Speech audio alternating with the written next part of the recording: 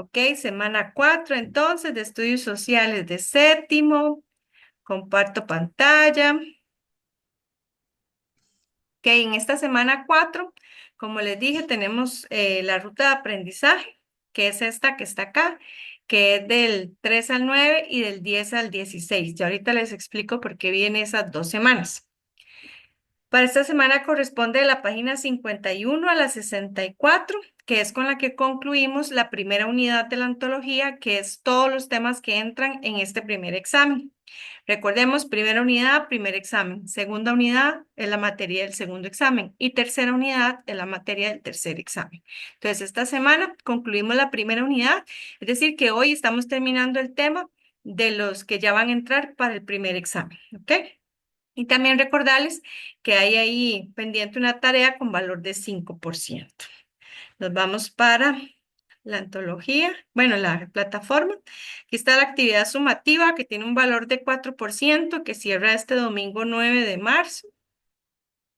Y recordarles que si hay alguno que es de matrícula extraordinaria, todas las actividades anteriores de semana 1, semana 2 y semana 3 estaban abiertas hasta el 14 de este mes de marzo para que las puedan realizar debido a que pues entraron apenas la semana pasada a clases ya formalmente y con el uso de la plataforma formalmente. Entonces, para que lo tomen en cuenta, si alguno de ustedes no es de matrícula extraordinaria y faltó con alguna actividad de hacer de las semanas anteriores, para que aproveche que están habilitadas hasta el 14 para que las puedan hacer y así no pierdan los puntos. ¿Ok?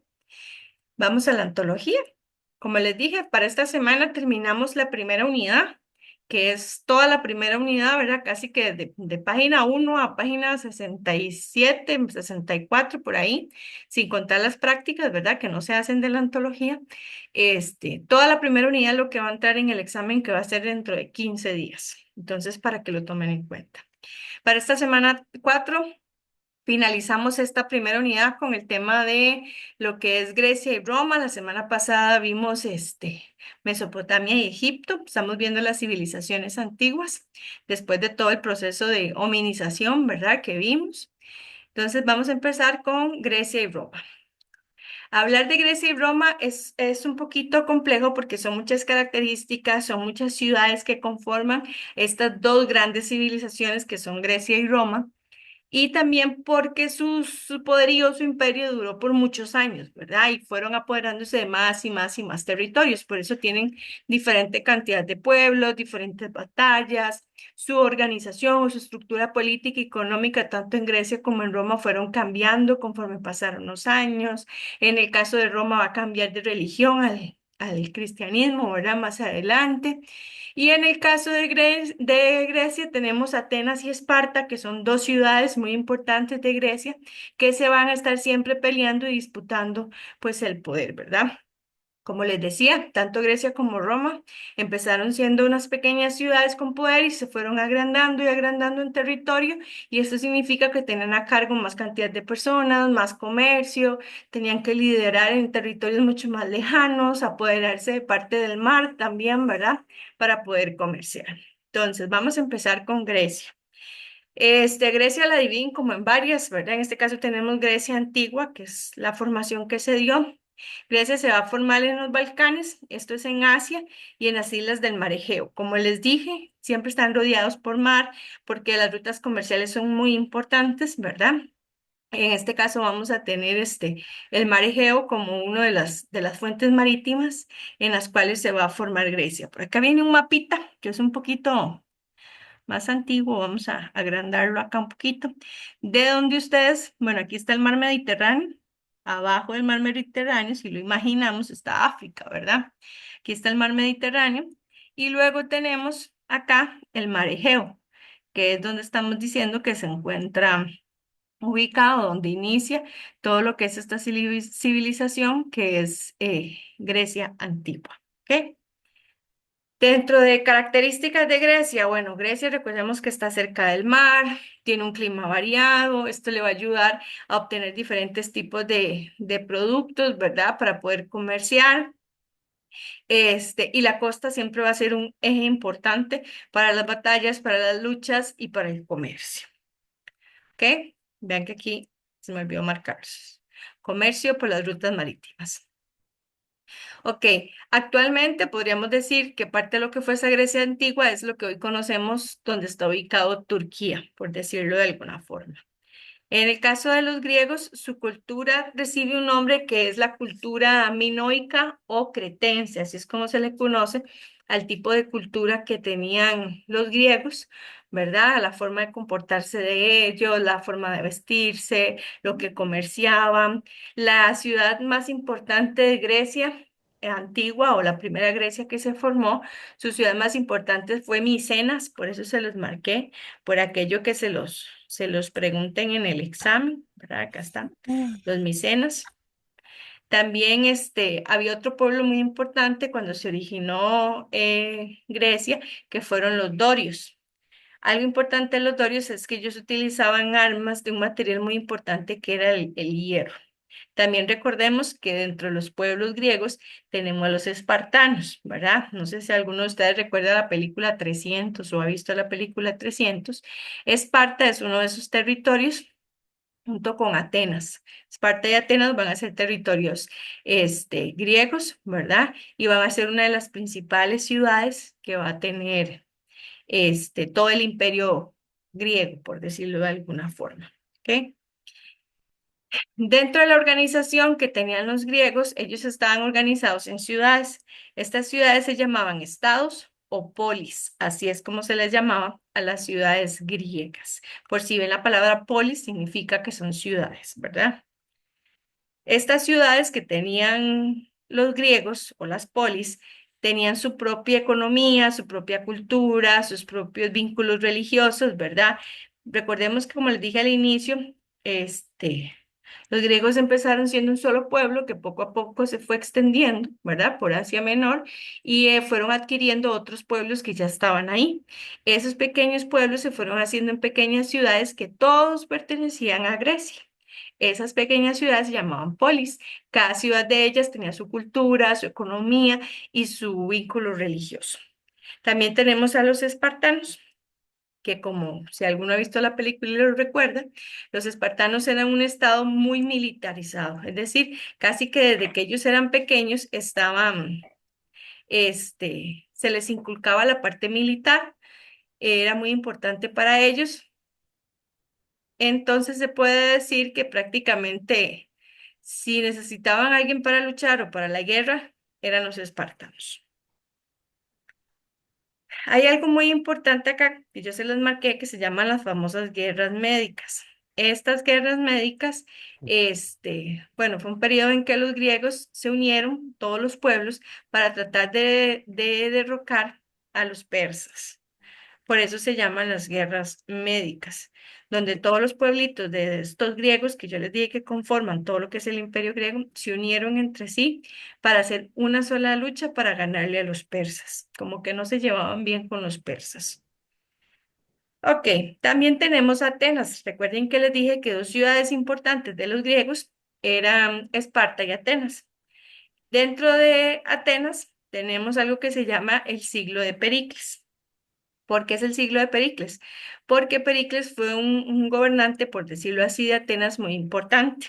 ¿Por qué es importante? Porque a Pericles se le reconocen muchas estructuras arquitectónicas que se encuentran hoy en día todavía en Atenas, ¿verdad? No al 100%, pero algunas sí han sobrevivido al tiempo. Y una de ellas es el famoso Partenón. Y fue hecho en la era de Pericles o en la era en que Pericles gobernaba ese territorio de Atenas que pertenece al Imperio griego. ¿Ok? Acá, Atenas y Esparta, ¿verdad? Las dos ciudades más importantes o polis más importantes de Atenas. Este, también entraron en un conflicto llamado la famosa Guerra del Peloponeso, donde casi todos los griegos se unieron en un solo bando, ¿verdad? Sin embargo, derrotaron a Atenas y el Esparta se salió victoriosa, por decirlo así. Fue una pelea entre Atenas y Esparta salió victoriosa, ¿verdad? Sobre este territorio griego. Recuerden que los espartanos desde pequeños se les inculca la parte militar, entonces ellos eran los más fuertes de todos los pueblos, eran los más fuertes para luchar. También tenemos el famoso Alejandro Magno. Alejandro Magno fue, por decirlo así, un gobernador muy importante griego. Lo que él hizo fue, y lo hizo tan grande o tan famoso en la historia, fue que Alejandro Magno tenía como fin seguir conquistando y conquistando territorios para hacer que el imperio griego fuera más grande y más poderoso. Y en realidad sí lo logró. Conquistó a los persas, que eran con los que los griegos siempre habían tenido problemas. Conquistó Egipto y conquistó la India también, formando el famoso Gran Imperio. Por eso es que se le reconoce tanto a Alejandro Magno dentro de la historia. La parte sociopolítica, los griegos estaban conformados en clanes o en familias y como les vuelvo y les repito, tenían las famosas polis, que las polis eran esas ciudades más importantes que habían alrededor de todo Grecia. Esparta estaba dedicada a la parte de la guerra, como les dije, ¿verdad? A la parte militar. En el caso de Atenas, ellos, tenían la parte de la educación enfocada también en la guerra, sin embargo, las mujeres no eran tan importantes para los espartanos. Las mujeres sí eran un poco más importantes y se les enseñaba a pelear, ¿verdad? Bueno, aquí dice, a las mujeres se les enseñaba a luchar. En cambio, los atenienses no, ¿verdad? Las mujeres no eran consideradas importantes, ni siquiera tenían derechos políticos, ¿verdad? Ok, en cuanto a Atenas, este... Existen algunas reformas políticas importantes de cómo se manejaba el pueblo ateniense, ¿verdad? De este imperio griego. Y dice que los atenienses tenían una división en la cual los ciudadanos eran solamente aquellos que eran hijos legítimos de varones legítimos ciudadanos, ¿verdad? No podían ser hijos de extranjeros, de mezcla de extranjeros con atenienses, tenían que ser hijos puros de atenienses puros para poder ser considerados ciudadanos. Y a los extranjeros se les conocía con un nombre muy curioso que es este que está acá, los metecos. Por si les aparece en el examen, ¿verdad? ¿Cuál sociedad se le llamaba a los extranjeros los metecos? Bueno, eran los atenienses, ¿verdad? Que utilizaban ese término para referirse a los extranjeros. Las mujeres y los niños no tenían derechos, tenían esclavos, porque sí existían esclavos en Atenas. Realizaban tareas agrícolas, domésticas, artesanales y mineras. Y en el caso de los atenienses, ellos tenían una forma de organizarse políticamente, donde tenían una asamblea popular de alrededor de 40.000 ciudadanos que votaban por todas las leyes, las tierras y el derecho a opinar. Recuerden que solo los hijos de ciudadanos puros eran considerados ciudadanos atenienses, ¿verdad? No podían ser mezclas de extranjeros con atenienses, solo los puros. En el caso de Esparta, que es la otra ciudad importante griega, la parte militar, se los vuelvo a repetir, era algo muy importante para ellos. Desde la parte política, tenían algo que se llamaba la Jerusia. ¿Qué era Jerusia? Era como un consejo de 28 ancianos que se encargaba de elaborar todas las leyes y de tomar todas las decisiones en Esparta. ¿Qué? Como decir una asamblea legislativa actualmente. Eh, en el caso de los espartanos, también tenía una parte de aristocracia, es decir, que algunos eran llamados como espartanos originarios o puros, por decirlo de alguna forma, pero no eran tampoco tan selectivos como los atenienses. Los espartanos también tenían esclavos y los esclavos para los espartanos eran considerados mercancías, inclusive a veces en algunas batallas hasta los intercambiaban. La religión, bueno, ambos, Atenas y Esparta, que son las dos ciudades importantes griegas, ambos eran politeístas, es decir, que tenían culto a diferentes tipos de dioses. En la parte antropomórfica, quiere decir que los griegos en este caso, los dioses eran vistos, como que tenían también una parte humana, ¿verdad? O tenían virtudes o defectos como los humanos. Y la parte panteísta quiere decir que rendían culto a ciertos dioses, pero con fenómenos de la naturaleza, como lo hacían los egipcios, que creían en el dios Ra, que era el dios del sol. En este caso, los griegos también tenían dentro de los cultos a sus dioses o dentro de su religión la parte panteísta. ¿Qué significa panteísta? Que le rinden culto a fenómenos de la naturaleza, como la luz, el sol, el mar, la lluvia, por ejemplo. Legados culturales, al igual que como lo vimos la semana pasada, ¿verdad? Con la cultura egipcia y Mesopotamia, ¿verdad? Muchas de las cosas que tenemos actualmente vienen de estas épocas, ¿verdad? Tenemos la parte de la filosofía con Sócrates, Platón, Aristóteles, todos los filósofos y pensadores griegos. Desde la parte científica, este famoso Demócrito, que expuso el universo estaba compuesto por átomos en constantes movimientos. Desde ahí viene la razón del átomo. Eh, la matemática, el teorema de Tales, el teorema de Pitágoras, viene de esta época, ¿verdad? De los griegos. La parte de la literatura, que tenemos diferentes géneros literarios, de ahí es donde surgen el género literario de la épica, la lira, el teatro. Obras clásicas como lo que es este escritor Homero con la Odisea y la Ilíada, que son libros que todavía se leen en la actualidad y que en muchos centros educativos se siguen leyendo, ¿verdad? La parte del arte, ¿verdad? Muchas estatuas, este, mucha arquitectura con el Panteón, por ejemplo, muchos templos, algunas columnas de los templos griegos todavía se mantienen en la actualidad de pie, ¿verdad? Las acrópolis o las famosas ciudades atenienses. Y ahora vamos con Roma.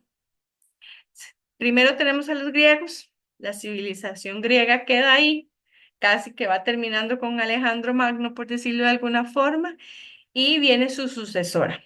¿Cuál va a ser su sucesora? Va a ser Roma. Y Roma va a ser todavía más fuerte porque va a crear uno de los imperios más grandes que se han construido en la historia. Roma fue tan grande que el imperio tuvo que dividirse en dos, el imperio romano de Oriente y el imperio romano de Occidente. Era tan grande la cantidad de territorios de los cuales se habían apoderado los romanos que hubo un momento en el que el emperador ya no pudo más, o sea, no podía estar vigilando tanta cantidad de terreno. El mismo ejército romano casi que le da la espalda al emperador y lo deja de proteger, y así es como cae uno de los imperios. Les dije que estaba dividido en dos, el Imperio Romano de Oriente y el Imperio Romano de Occidente, porque era mucho territorio por cubrir y una sola persona no puede estar tomando todas las decisiones que pasaban dentro del Imperio Romano.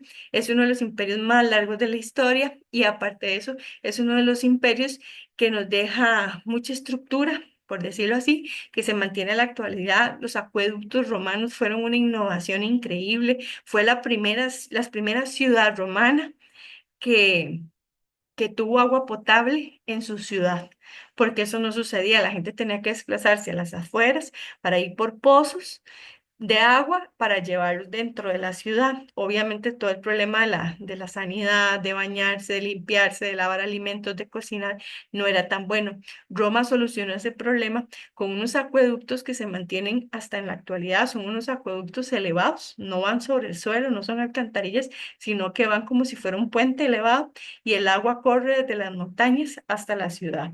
Y así es como abastecían diferentes puntos a la ciudad.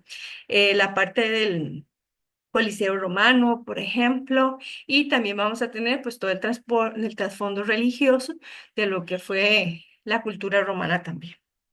Ok, para empezar con Roma, bueno, la sucesora de los griegos, ¿verdad? Dejamos a los griegos, termina el imperio de los griegos y viene Roma, ¿ok? Como les dije, se ubica en la parte sur de Europa, junto con el mar Mediterráneo. Acá yo se los marqué.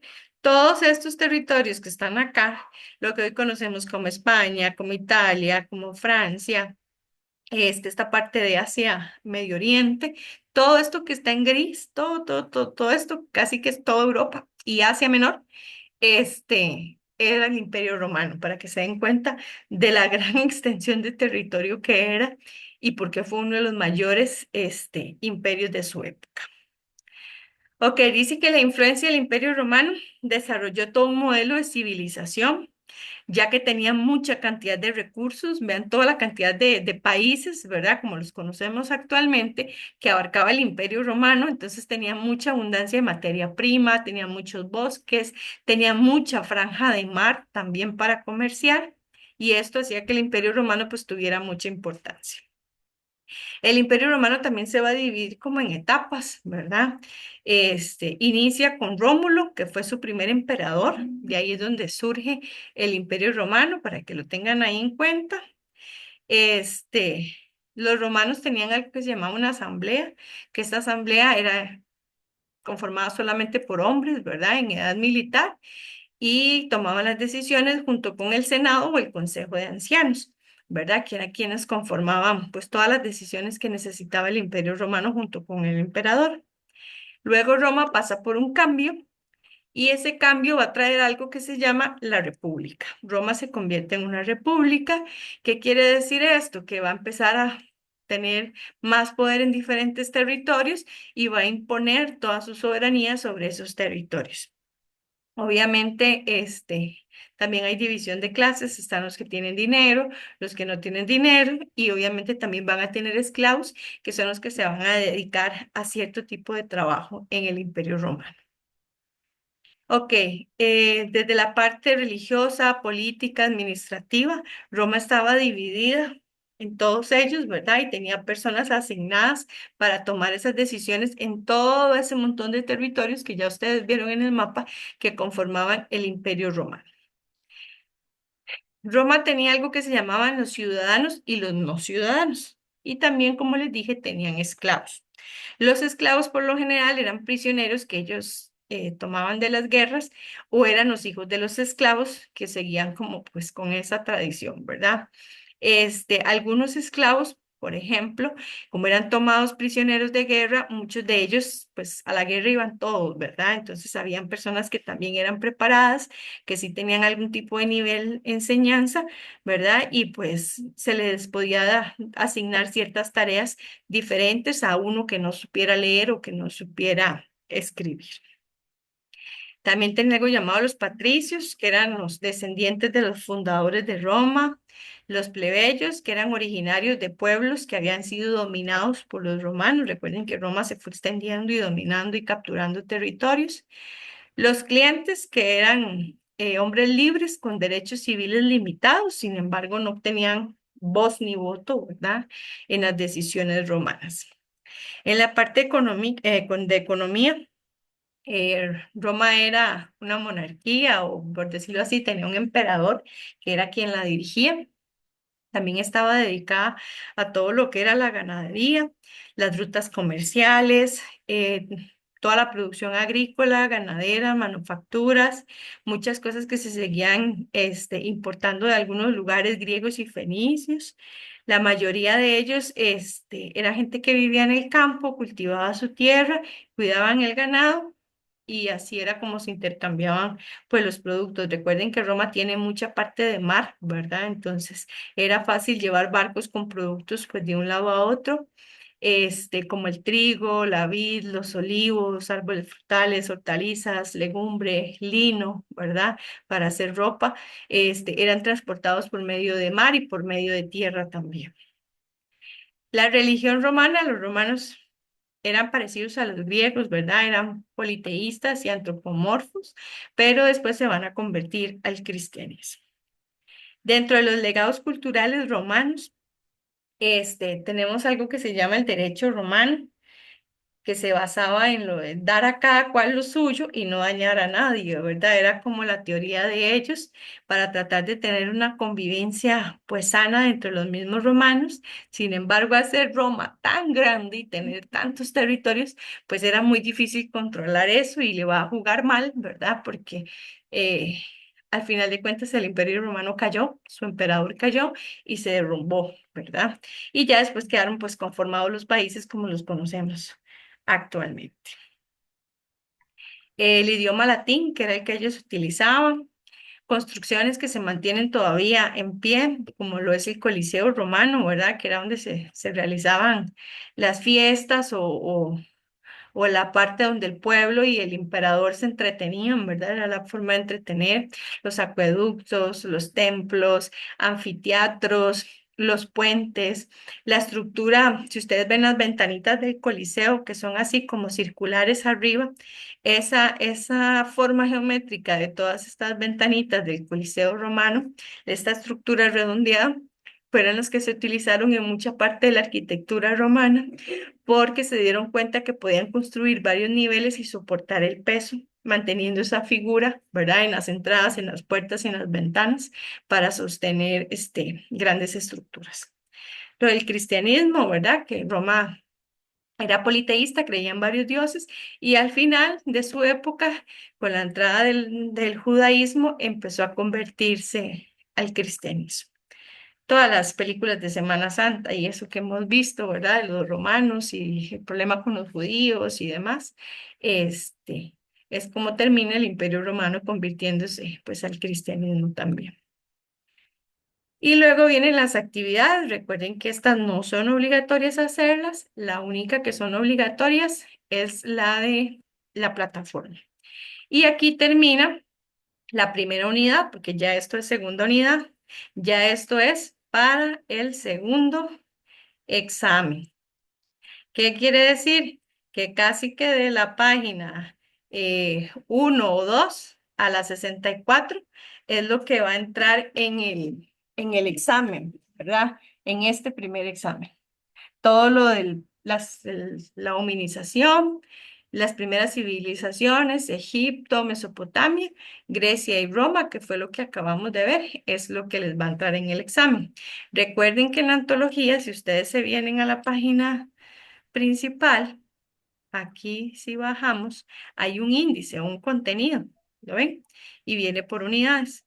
La primera unidad es todo el primer examen, que sería de la página 6 a la página 46, porque ya después aquí empieza la página 48, pero recuerden que las actividades no se hacen, porque aquí ya empieza la segunda unidad, que esto es para el segundo examen.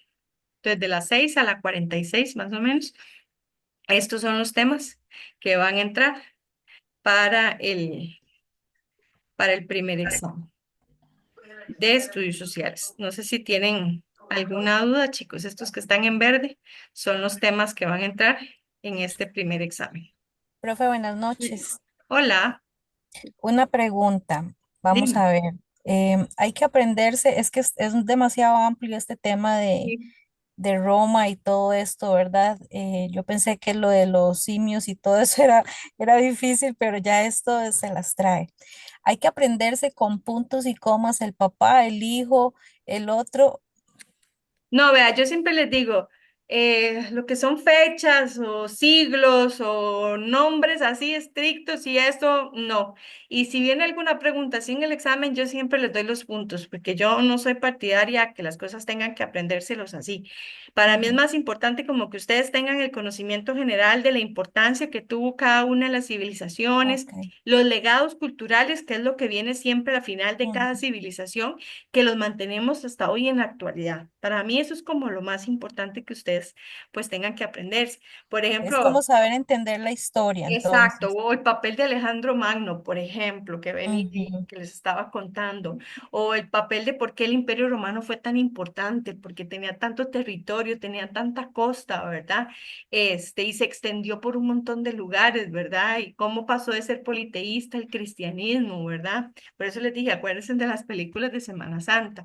Es como, para mí es algo más general. Si ya el profesor, profe, yo no hago el examen, si ya el profesor que hace el examen les pregunta, en el siglo no sé qué, no sé cuánto.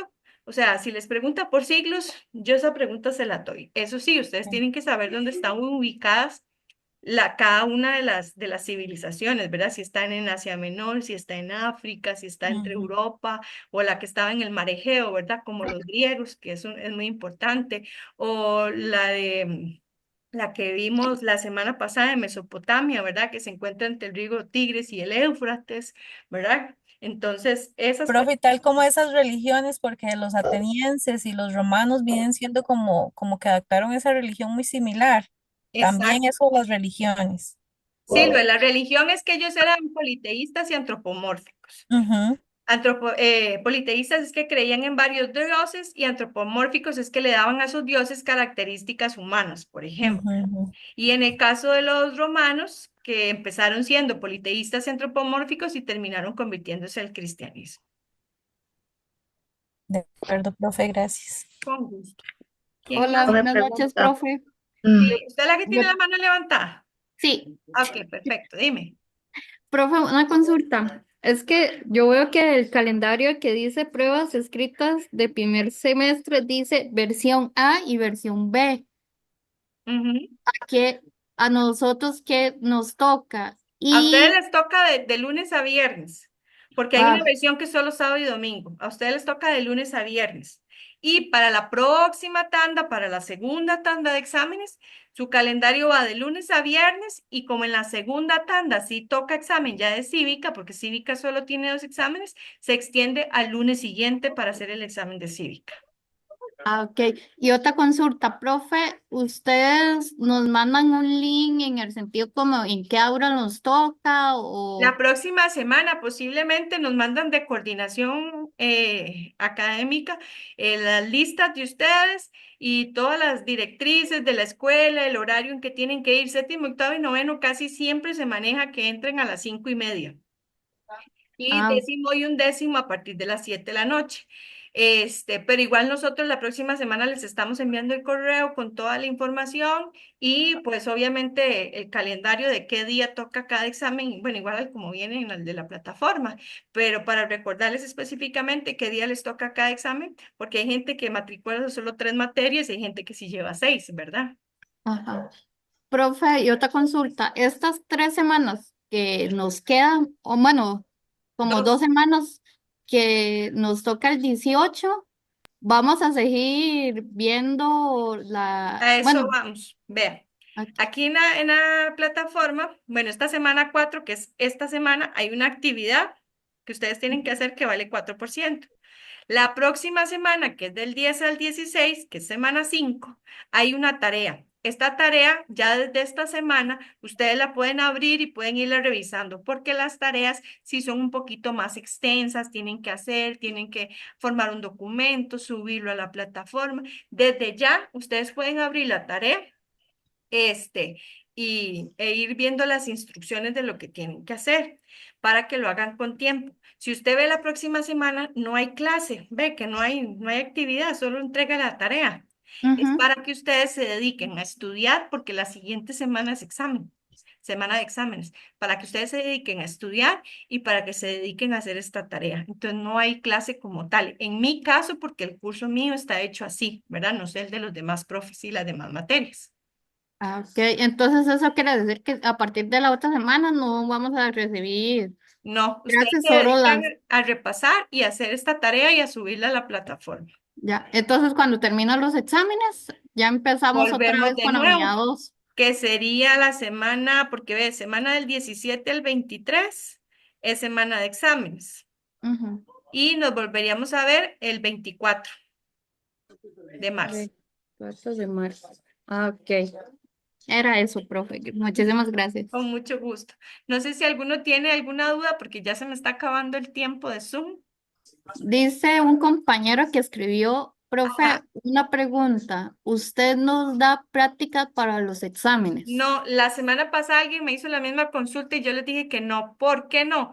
Porque yo dejo la clase grabada con explicación para que ustedes la tengan ahí todas las semanas. Debajo de cada semana, ahí está la clase mía grabada para que ustedes la puedan repasar.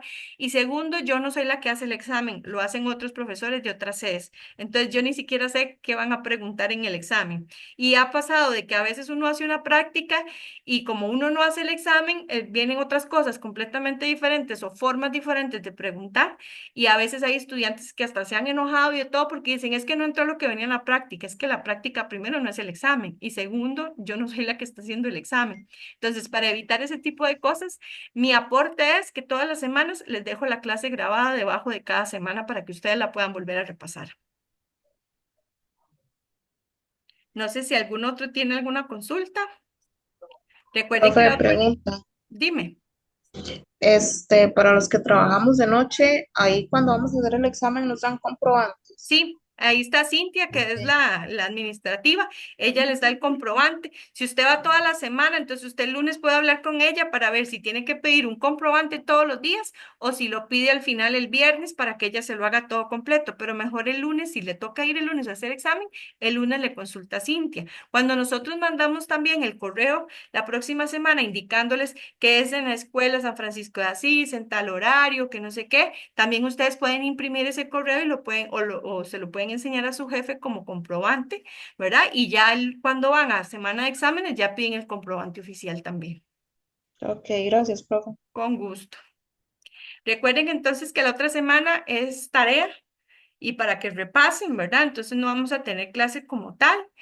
Y nos veríamos entonces en la semana del 17, que ya sería semana de examen. No sé si alguno tiene alguna duda, una consulta. Igual me pueden escribir por el correo, ¿verdad? Si tienen alguna consulta, no hay ningún problema.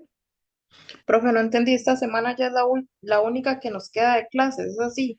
Sí, antes del examen, porque en mi curso, por ejemplo, en estudios sociales, no sé cómo estará formulado el curso de las demás materias, pero en el curso de estudios sociales ya la otra semana es solo para que se concentren en hacer la tarea y subirla y en repasar para el examen.